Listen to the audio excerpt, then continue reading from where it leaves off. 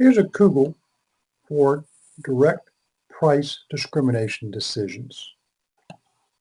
Price discrimination means different prices that are not justified by differences in cost.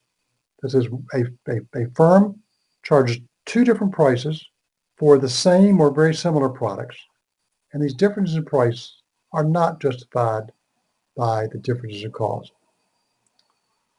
Two textbook examples of direct price discrimination are first degree and third degree. First degree price discrimination occurs when the firm charges each customer the most he or she is willing to pay for each unit purchased. In this case, the firm wants to produce the quantity where the demand curve intersects the marginal cost curve. It'll sell to every customer as long as that customer is willing to pay a price higher than the marginal cost for each unit purchased. First degree is the dream world for firms. It is the highest profit possible for the firm as long as customers are not foolish and willing to pay more than they and pay more than they're willing to pay. Third degree is a more realistic example. It happens all the time. It occurs when a firm segments the market into two or more submarkets. In this case, the firm wants to charge the higher margin of price or marginal cost in the less elastic submarket and charge the lower margin of price or marginal cost in the more elastic submarket. If marginal costs are identical, price will be higher in the less elastic submarket and price will be lower in the more elastic submarket. Plenty of examples there. Movie theater tickets between matinee and evening shows, senior discounts, student discounts, the list goes on and on. Now, price discrimination has necessary conditions. They are three. First, you need the ability to segment the market into individual buyers or subgroups. You must have differences in demand between these buyers or subgroups. And you need to have limited ability to resell. The low-price buyer must have a difficult time reselling the product to the high-price buyer. Otherwise, the low-price buyers will buy lots and sell at some price that's between the low and high price.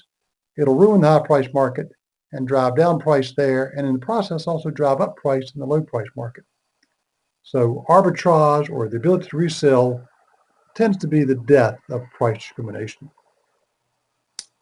The final thing we do in this lesson is talk about the effect of the internet.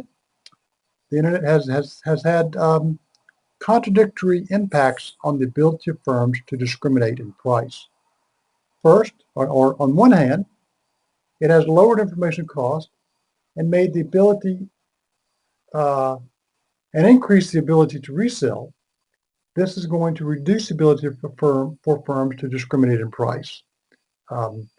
Buyers can now shop easily, compare prices easily, learn a lot about markets.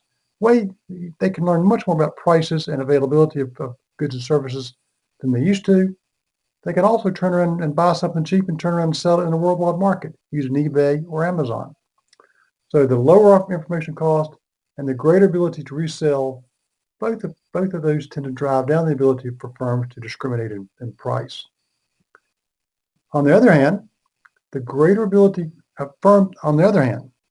firms now have a much greater ability to learn about and to segment buyers. This is going to increase their ability to discriminate in price. What firms know about customers today vastly exceeds what they knew about customers 15 years ago. And again, the notes talk about that some. And also, the internet gives us a whole new way to segment buyers. In particular, the internet lets me talk to a specific buyer in ways that were undreamed of in most markets 15 years ago.